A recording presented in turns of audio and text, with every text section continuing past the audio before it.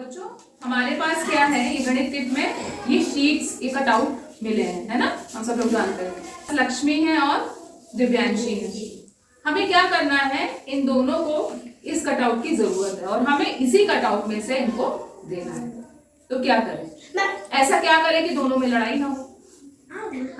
इसको आधा कर दें, बिल्कुल ठीक ठीक आधा कर दें इसको। तो हमने ये आधा कर दिया, ठीक है।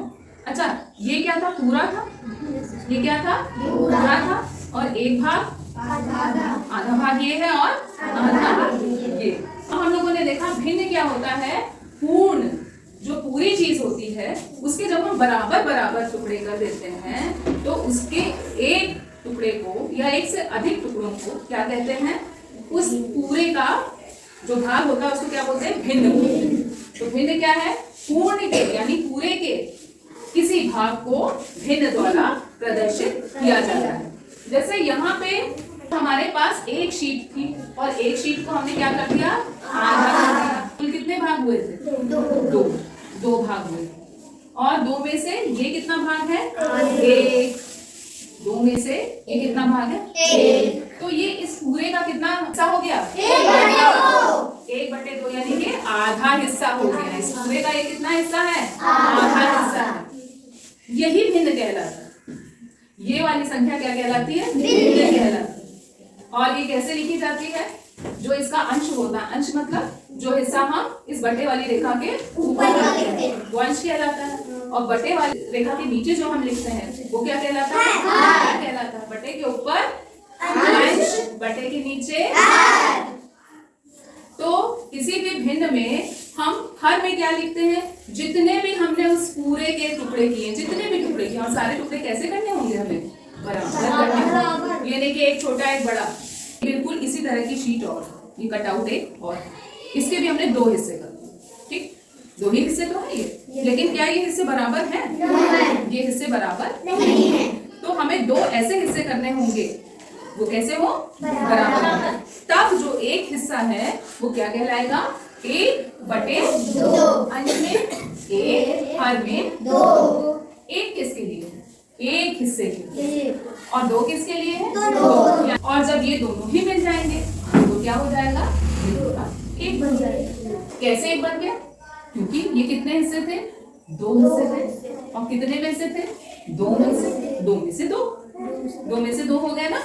तो देखो ये दोनों ही दो के पहाड़े से जा रहे हैं, 2 1 कम 2, 2 1 कम 2, यानी कुल क्या, 1। आप जब इसके हिस्से हो गए अलग तो ये एक हिस्सा क्या कहला रहा है, 1/2। ठीक है, समझ में आ गई बात। लेकिन हम इसको क्या 1/2 बोल पाएंगे, क्यों नहीं बोल पाएंगे, आप बताइए। इसको क्यों नहीं हम 1/2 बोल सकते, बताइए क्या प्रॉब्लम है इसके एक हिस्से को क्या हम 1/2 नहीं बोल सकते, इस हिस्से को 1/2। हाँ, वेरी गुड, क्योंकि ये दोनों ही हिस्से बराबर नहीं है, इसका एक हिस्सा 1/2 नहीं है। अब ये वाला जो हमारी शीट है इसमें 3 बराबर के हिस्से हैं।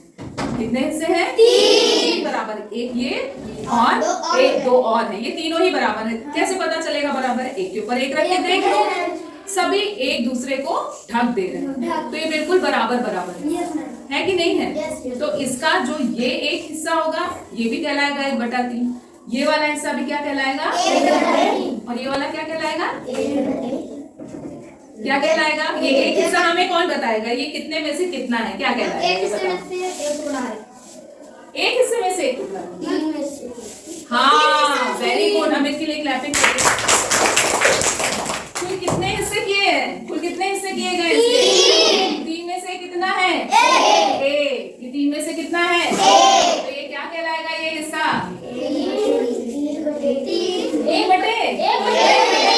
1/3, यानी एक हिस्सा कितने में से, 3 हिस्सों में से, है ना।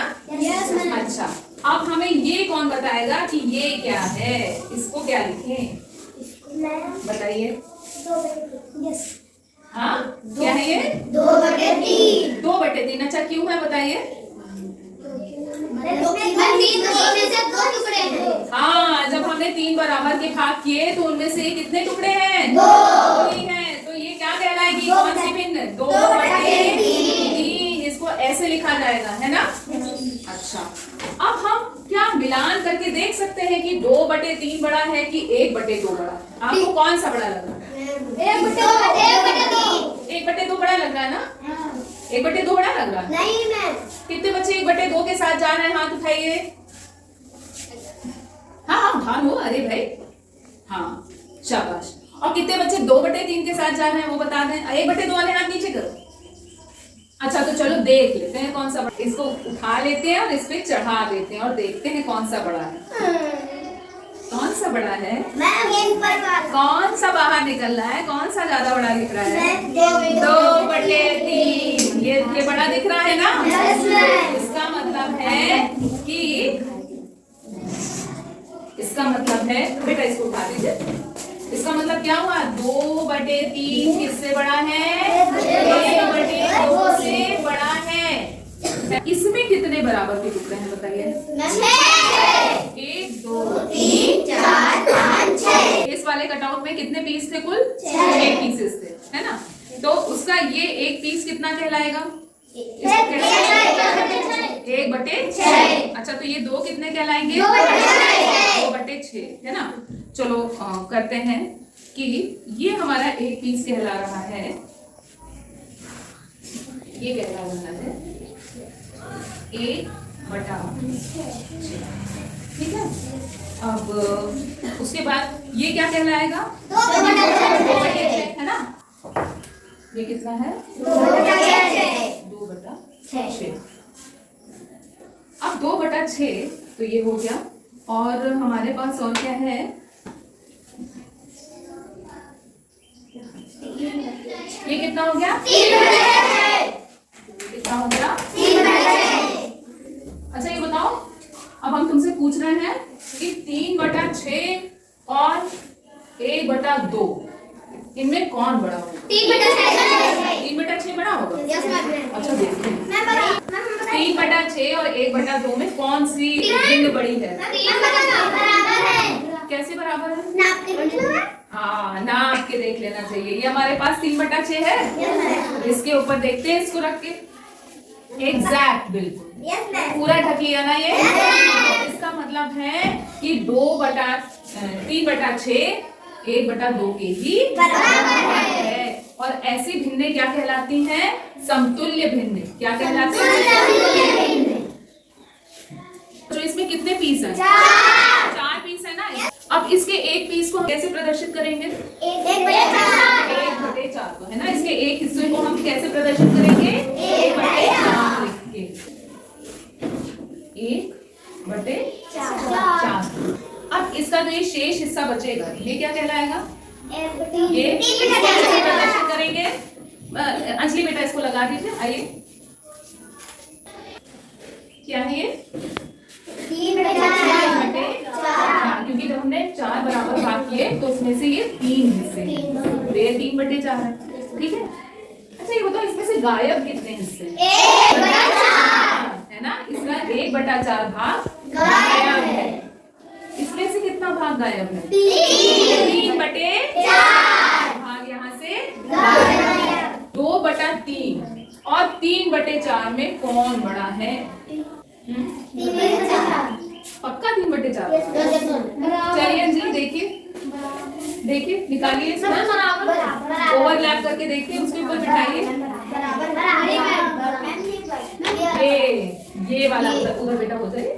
ये देखिए आप लोग देख रहे हैं, ये पूरा यहाँ तक ढका है। हटिए बेटा, हाँ अब पकड़ लीजिए। ये पूरा यहाँ तक ढका हुआ है, लेकिन ये हिस्सा बाहर निकल रहा है। किसका?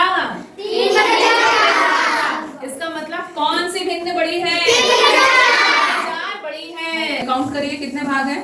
1 2 3 4 5 6 7 8 9 10 11 12 13 है? 12 है ना? ये एक पीस कितना कहलाएगा?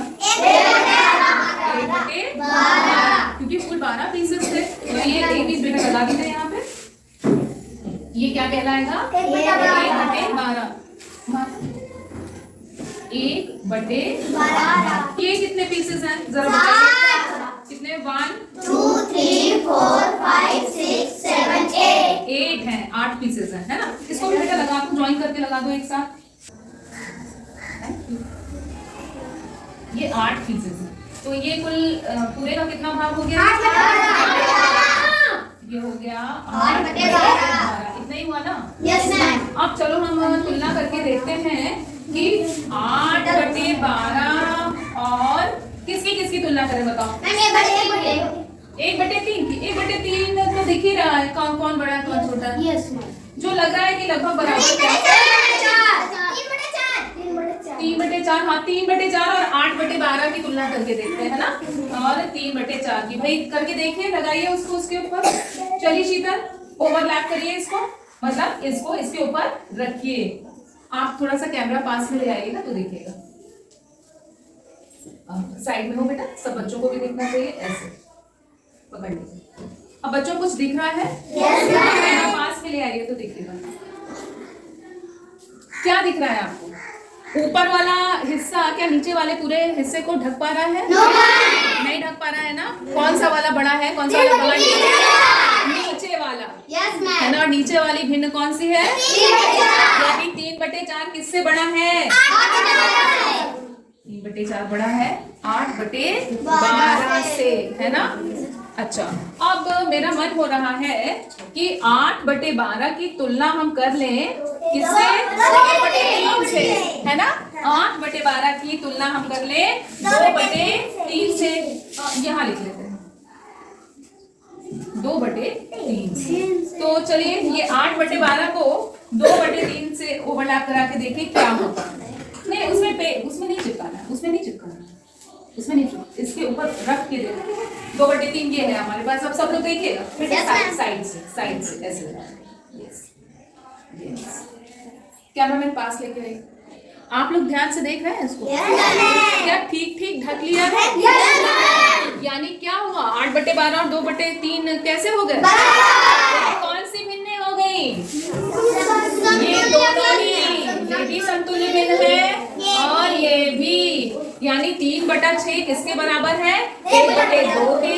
और 8/12 बराबर है 2/3। ये बताइए, आपको अच्छे से समझ में आया भिन्नों को कैसे प्रदर्शित किया जाता है? समझ में आ गया ना? अंश में क्या रखते हैं, कौन सी संख्या रखते हैं, और हर में कौन सी संख्या रखते हैं? हाँ, हर में रखते हैं कुल भाग, और जो अंश में रखते हैं वो जितने पूछे गए हैं। जैसे यहाँ पे कितने भाग हमें दिख रहे हैं? 2। यानी 2/6 को देख के हम बता सकते हैं कि यहाँ पे हमने इस चक्री के कितने भाग किए थे? 6 भाग किए थे, और यहाँ पे उनमें से 2 दिख रहे हैं, है ना। आई बात समझ में? तो और आपको ये भी समझ में आ गया कि हम भिन्नों की तुलना कैसे कर सकते हैं, है ना। इन कटआउट की मदद से हम भिन्नों की तुलना कर सकते हैं। और हमें ये भी समझ में आ गया कि समतुल्य भिन्नें कौन सी होती है, जो कि आपस में बिल्कुल बराबर होती है। आई बात समझ में? मजा आया? Yes ma'am.